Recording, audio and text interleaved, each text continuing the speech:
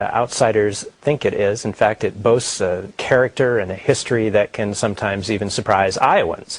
The community of El-Kader, Iowa, is a case in point. It was named for Abd El-Kader, an Algerian who resisted French colonialism in the mid-1800s. Dan Karcher is our reporter for our regular Iowa Journal feature that we call Out About Iowa.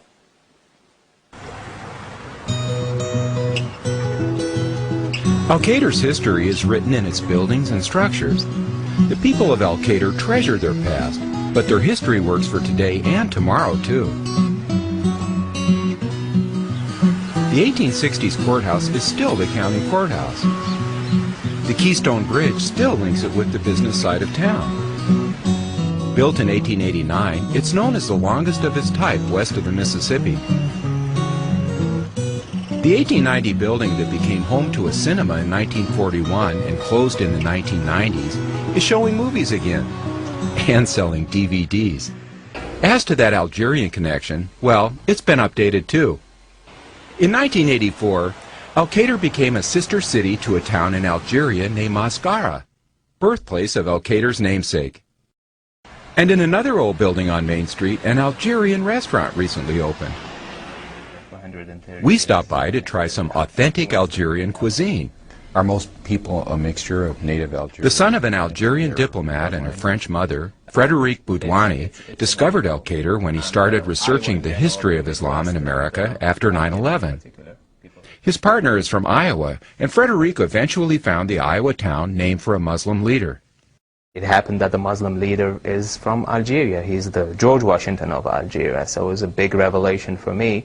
So we looked it up in the map, and next time we were in Iowa, we made a visit and kept coming back and making friends, and here we are. The restaurant is called Shiraz, short for Scheherazade, and it also serves American food. There are two historic buildings here that haven't joined the 21st century.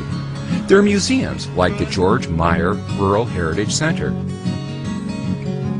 This old sail barn houses an amazing collection of artifacts that trace the history of rural living in the Midwest. And all this is only about half the collection of one man, George Meyer. Built in the 1850s, the Carter House Museum is named for the two brothers who first owned it. A duplex, each brother's family lived on one side of the 18-room Greek Revival mansion. Today the home offers a look at life at the turn of the last century. If history is your passion, then you'll want to check out the Osborne Nature Center south of town this weekend. Run by the Clayton County Conservation Board, the area where the Pioneer Village stands will be the site of the center's 33rd annual Osborne Heritage Days weekend. That segment's worth the price of admission, just discovering a new part of Iowa. Well, Dan is going to join us from time to time just to, bring us up to date and add to his report. And Dan, what do you have for us? Well, that Osborne Heritage Days is a wonderful celebration going on in El-Kader this weekend. And you can visit the 1880 Pioneer Village. You can see a great nature center and then join in a chili cook-off, buffalo chip throwing, storytelling, pumpkin contest, a classic Iowa event. I did want to mention that The Baker's Wife will be performed at the Opera House this weekend, and Shiraz will be open for Algerian food. And do check ahead first, but you can visit the two museums.